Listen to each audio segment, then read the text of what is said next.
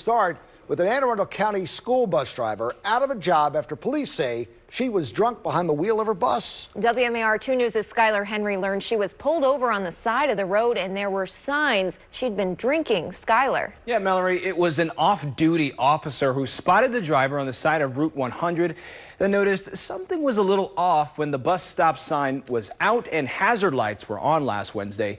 What they quickly realized was that the driver was drunk.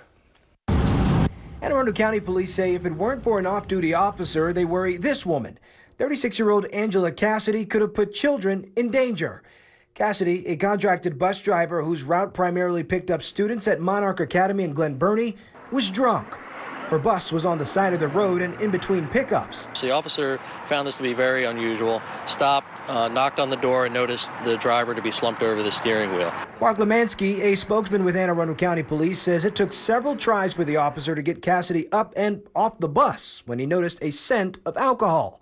An on-duty officer pulled up, and after a few field sobriety tests, police knew. We contract out the vast majority of our bus routes, right? We have about 600 buses, 550 of them or so are contracted out. In addition to that, our charter and contract schools, the 3 Monarch schools, are operated by the Children's Guild, and they contract out their own transportation arrangements. Bob Mosier, the head of communications for the Anne Arundel County school system, says after learning Cassidy was charged with driving under the influence, the district suspended her from driving, and the contractor who works with the district fired her. A quick end to what police say could have been much worse. If you're impaired and you're in control of the vehicle, keys are in the ignition, you're in control of that vehicle, you're driving while impaired. Now, to clarify, no students were on the bus at the time of the incident. Mosier says Cassidy is ineligible to drive a school bus, not only for Anne Arundel County, but for the entire state.